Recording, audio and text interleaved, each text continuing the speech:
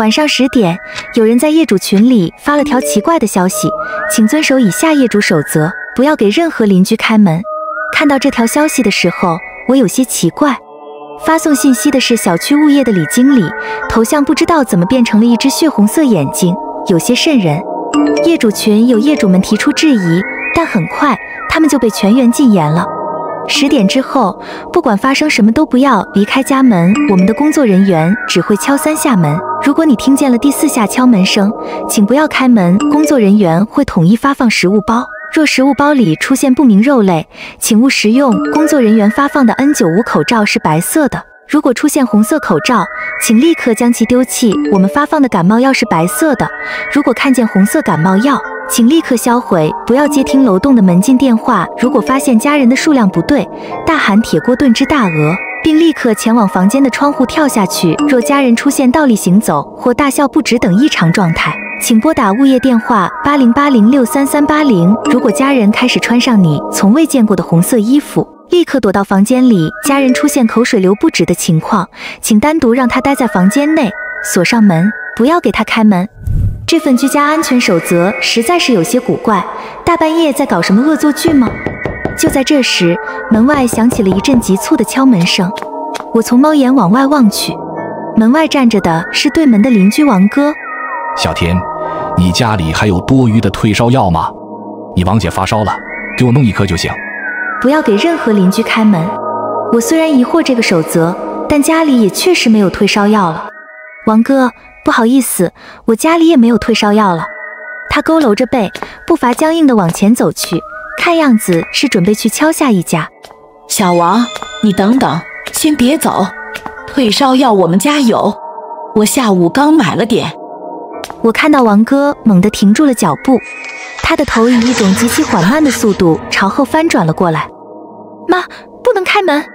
对了，他不在业主群里，所以看不到那些守则。人家小王平时对我们挺好的，就1包感冒药而已，你怎么这么小气了？邻里之间要互帮互助。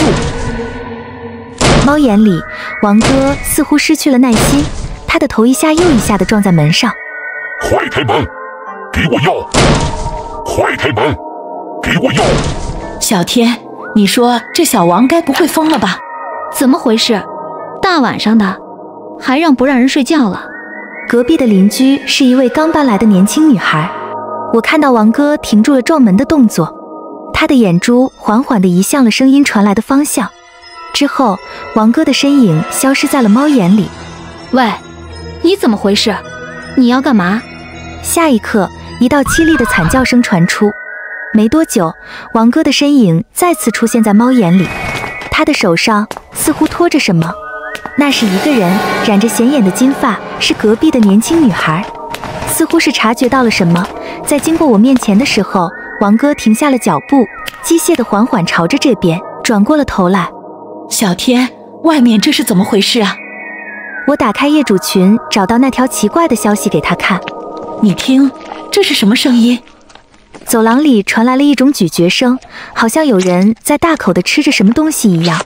突然，沉闷的脚步声再次响起，王哥的身影再次出现在了猫眼外。我不会白拿药的，你看我这次给你带了交换的东西，是一枚戒指，只是戒指还戴在一截染血的手指上。身后的我妈已经报了警。小天，警察说他们很快就会过来了，别害怕。老公，你借到药了吗？外头在干什么呢？那么大声。药找到了，呵呵，这就拿给你。听见关门的声音，我开始有些担心王姐的安危。就在这时，我妈的手机响了起来。怎么会？警察同志，你是不是弄错了？我妈焦急之下，不小心按了免提键。你是报警者本人吗？你现在在哪里？我们已经到了你报警提供的地址。开门是对母女，但是当我们询问情况，他们只是站在那里对着我们笑。报假警开玩笑可是违法的，下不为例。电话被挂断了，我和我妈对视一眼，都在对方眼里看到了深深的恐惧。我突然清楚地意识到，我们现在所在的恐怕已经不是现实世界了，也许我们整个小区被独立在现实世界之外了。你好，我们是来发放食物包的，请开一下门。一个身穿白色制服的工作人员站在外头。我们的工作人员只会敲3下门，如果你听见了第4下敲门声，请不要开门。妈，不能开门，敲门声不对，有4下。门外的工作人员语气变得不耐烦起来。开门！开门！业主群的全员禁言似乎被关闭了。物业，你们搞什么名堂啊？派个傻子过来也不吭声，还朝我笑，手里的东西也不给，你特么的！我靠！语音在一阵惨叫后戛然中断。怎么了？人呢？出啥事了？没事，有虫死了。我去，吓死人！别一惊一乍的。猫眼里已经看不到那个工作人员的身影。我将门打开了一条缝，门口果然有一袋食物。我迅速将食物包拿了进来，正准备关门时，一只干瘦的手猛地伸了进来，抓住我的手。王姐，你……小天哪，你说我怎么觉得脑袋轻飘飘的，那么不对劲呢？头疼的厉害。王姐的脑袋缺了一大块，看上去像是被什么啃咬过。老婆，我饿了。王哥嘶哑的声音从他身后传出来。王姐松开了我的手，往自己家走去。我摊开手心，发现有一张血迹斑斑的纸条，纸条上写着一句话：我想起一些事情了，这不是你第一次经历这种事情了。去看房间里的日记本，小心。后面的字被血迹染得完全看不出痕迹。纸条上的话是什么意思？我不是第一次经历这个事情了。日记是怎么回事？我没写日记的习惯啊。王姐她又想起了什么？小天，小王都这样了，怎么还能活呀？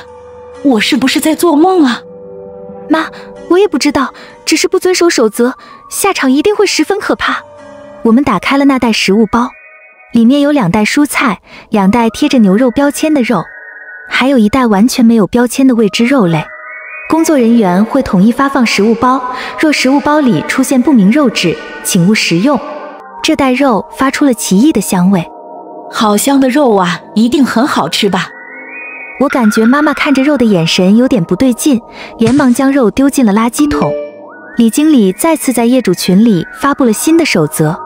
夜晚守则，他们藏在黑夜里，11点之前将垃圾打包放在门外，我们的工作人员会过来收走垃圾。如果你的邻居将对你展开攻击的话，请立刻戴上口罩，睡前请消毒。酒精是透明的，不要和穿红制服的工作人员谈话。睡前请关好窗户并拉开窗帘，一定要拉开。请保持房间干净，他很喜欢脏乱的环境。如果衣柜里传来咳嗽声，立刻躲到床底下，不要在床底下睡着，床底下没有眼睛。半夜听到厕所里传来滴水声，请马上离开房间，上厕所不可以开灯。食物包里是不是有1袋闻着很香的没标签的肉啊？守则里说不能吃，可我婆婆觉得浪费，非要煮这个肉，应该没关系吧？没事，能吃，我婆婆说还挺好吃的。此时门口闹钟的时间显示现在是10点50几。我把垃圾打包好，轻轻打开门放在了门口。11点之前将垃圾打包放在门外，我们的工作人员会过来收走垃圾。王哥不知道什么时候站在房门口，眼前的刺激画面和浓浓的血腥味让我几乎没法动弹。眼前的刺激画面和浓浓的血腥味让我几乎没法动弹。王哥动作僵硬地走了过来，我颤抖着摸索出口罩戴上，他的动作突然停顿住了，脸上露出很不甘心的表情，然后离开了。如果你的邻居对你展开攻击的话，请立刻戴上口罩。我把刚刚的事情告诉了我妈。那小王他们2口子，这都是死了，怎么会这样？明明之前都好好的，这可都是些什么事啊？我刚想安慰他，却发现了一件更可怕的事情。不知道什么时候，我的房间旁边多出了一间门。门是一种非常老旧的款式，呈暗红色，跟边上的环境有些格格不入，给我一种非常不好的感觉。妈，家里一直就只有2间房间，什么时候多出来了一间房间？门缓缓打开一道缝隙，一只枯瘦清白的手从里面伸了出来，搭在了门沿上。下一秒，一个熟悉又陌生的人从门内走了出来。爸，我爸3年前就出车祸死了，追尾后被前车上装载的钢筋扎穿了他的脑袋。小天，爸这一觉都睡迷糊了，睡到现在才起来。饿了吗？我给你做点宵夜吃吧。我是有些饿，我想吃点新鲜的东西。爸爸漆黑的眼孔注视着我，清白的脸上露出了僵硬的笑。我后背汗毛直耸。新鲜的东西，这里倒是有一个。我妈猛地扭过头，直勾勾地看着我。怎么会这样？为什么连妈妈也会变得不对劲？我到底违反了哪一条守则？是时间，我家的挂钟比正常的时间要晚个10分钟，也就是说，当我出门放垃圾的时候，已经到了晚上11点。我违反了必须在11点之前将垃圾放到门外的守则。他们眼里的恶意丝毫不加掩饰，一股强烈的危机感涌上心头。铁锅炖只大鹅，我一咬牙从窗户跳了下去。如果发现家人的数量不对，大喊铁锅炖只大鹅，并立刻往窗户跳下去。一睁眼是客厅的沙发。小天，你醒了，吓死我了！你刚打开门放垃圾，就一下晕倒在地上，我怎么都叫不醒你。后来来了一个穿着红制服的人，他说他可以帮忙叫醒你，还一直问我需不需要帮助。但我记得你说过不能跟红衣服的人说话，就一句话也没说。还好他什么都没干，收走垃圾就离开了。还好你没有跟他说话，不然我可能真的醒不过来了。睡前我想喷洒点酒精消毒，却猛然发现酒精拿到手里后突然变成了猩红色。我放下酒精瓶，它很快又变透明了。睡前请消毒，酒精是透明的。怎么会这样？显然有一股力量想让我触犯规则，难道是因为规则，所以他才无法伤害我？那是谁制定了规则呢？不管怎么样，只要遵守规则，应该就可以活下去。我检查了一遍，窗户是关上的，窗帘是拉开状态的，房间每天都被打扫，一直很干净，一切都没有问题。我在书架里找到一本日记本，应该就是王姐提到的那本。奇怪的是，我对它毫无印象。日记的正文是陌生的笔记。2月7号，因为心脏起搏器出了故障，我被送去医院，没想到回来就开始发烧，看来是阳了。我们真的不是有意的。邻居们在群里骂我们，让我们搬出小区。2月8号，今天有人在外面大吵大闹，还拉了我们家电闸，我和妈妈都很害怕，我有点喘不过气来，好想活下去，无论付出什么样的代价都好。2月9号，我做了一个非常真实的梦，梦里有一扇红色的门，有什么东西从那里出来，掏走了我的心脏，又塞了回来，还好只是个梦。2月10日，我烧得有些厉害，浑身没有力气，还出现了幻听，总有声音在跟我说话，看东西也红红的，希望能早点好。妈妈也发烧了，但是症状比我轻很多。2月17号，妈妈退烧了，应该是好了，但是我感觉她变得有些不对劲。今天半夜，我听到厨房里传来剁肉的声音，我出来偷偷看了一眼，却看到了非常恐怖的一幕，妈妈把血抹在了肉上。我一定是疯了，是我的病更严重了吗？2月19日，我没有记错，前晚上看到的不是幻觉。妈妈从冰箱里拿出了很多包装好的肉，她说要把这些肉送给小区里的人。2月21日，妈妈这几天晚上都会出门，肉都不见了，她应该是把肉混进了社区放在业主门口的食物包里。日记只写到了这里，我困惑地合上日记，再次展开了那张纸条，最后被血迹模糊的字迹，难道是小心妈吗？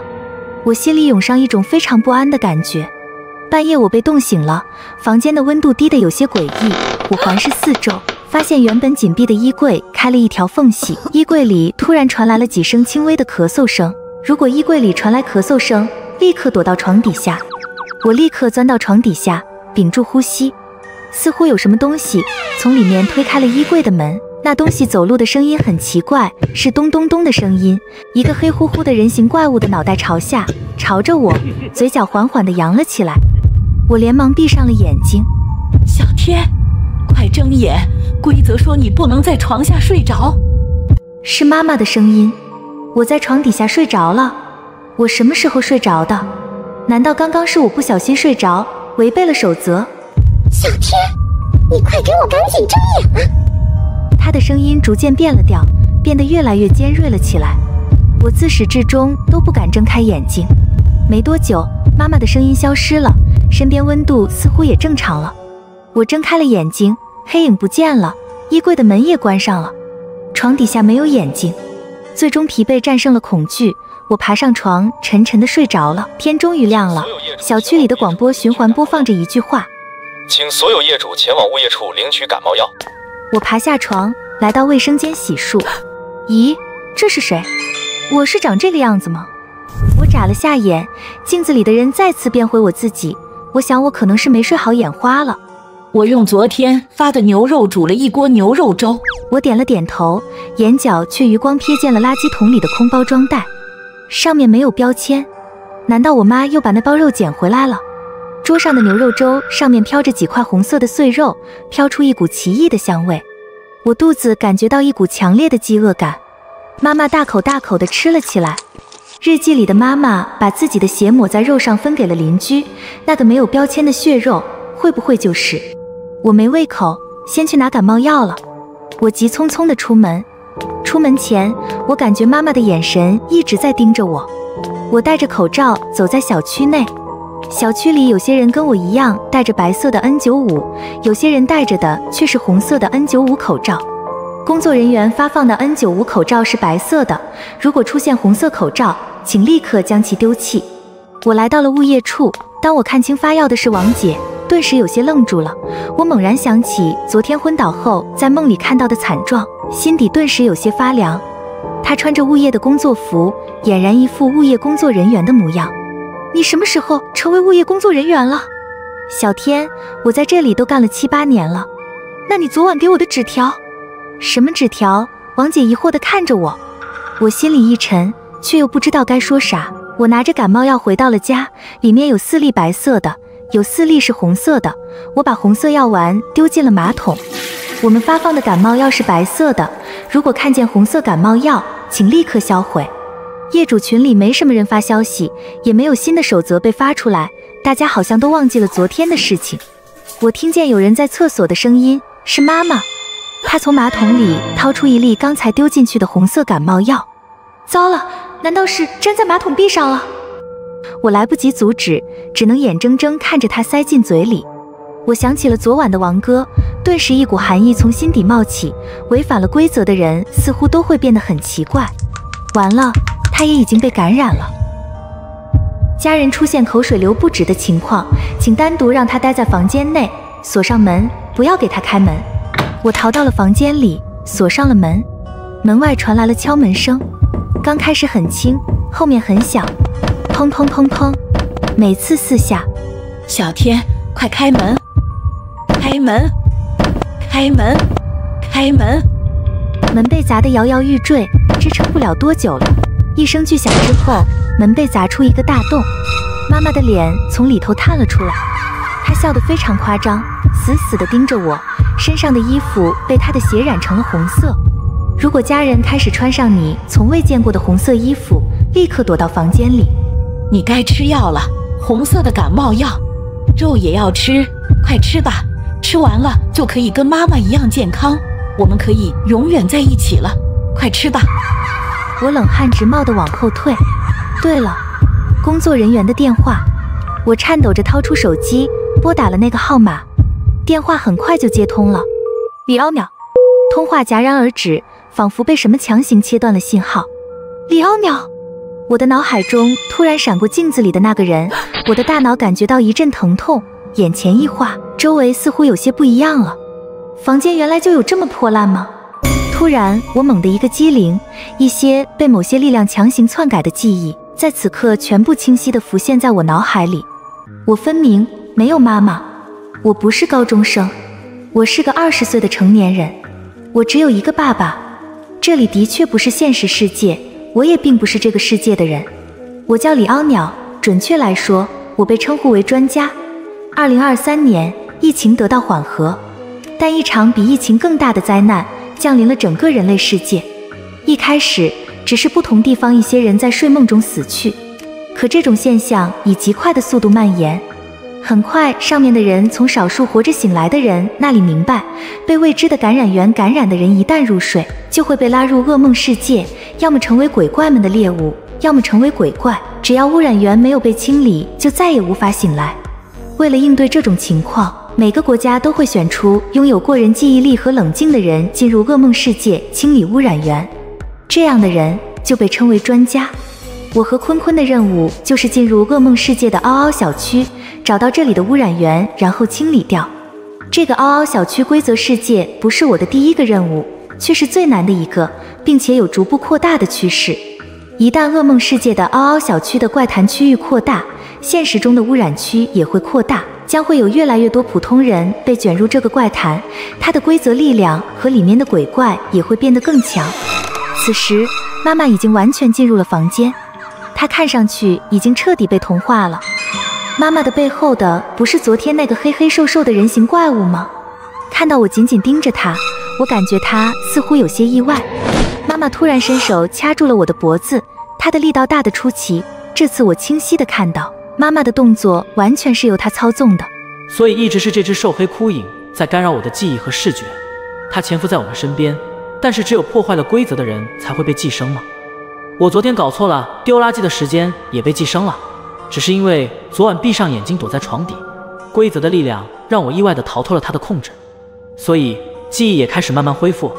早上我才能看到我自己真正的样子，现在彻底恢复后，能清楚地看到它和周边真正的样子。我快速伸手抓向那个鬼影，把它甩到了地上。鬼影本体比我想的弱很多，不能控制别人的记忆，藏匿自己又没了宿主，只是个弱鸡。难道这个鬼影就是污染源？门外传来疯狂的砸门声，门很快被砸破了，被黑影控制的邻居们闯了进来。难道要杀死这所有的黑影？不对，如果有这么多污染源，这个嗷嗷小区的怪谈不可能只是这种规模。因为心脏起搏器出了故障，我被送去医院，好想活下去，无论付出什么样的代价都好。我做了一个非常真实的梦，梦里有一扇红色的门，有什么东西从那里出来，掏走了我的心脏，又塞了回来。还好只是个梦，出现了幻听，总有声音在跟我说话，看见东西也红红的。日记的内容在我脑海里快速闪过，因为起搏器零件老化出了短暂故障，有严重心脏病的小天心脏骤停死掉了，还好起搏器很快恢复，又把他拉了回来。但是短暂的死亡时间里，小天想活下去的执念吸引了连接另一个世界的红门里的诡异。从幻听到他眼里的家具变成红色，说明他已经在梦里被他给污染了。小天又污染了妈妈。最后，妈妈为了报复那些辱骂和驱赶自己母女的业主，感染了整个小区。于是，嗷嗷小区的怪谈便诞生了，所有业主都被拉入了噩梦小区。真正让人进入噩梦世界的污染源是那个红门，这些鬼影只是噩梦世界里的一些梦魇。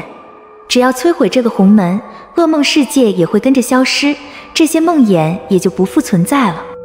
没有了黑影的控制，这次我能看到门出现在梦中的位置。红门显然感觉到了威胁，被黑影控制的邻居们冲过来，将我团团围住。不要小看专家。一顿广播体操后，我成功的击退了操纵邻居的黑影们，并烧掉了红门。李阿娘，你醒了。是总局的专家，他手里拿着一本日记和电话，是在现实世界。那个物业电话是你接的吗？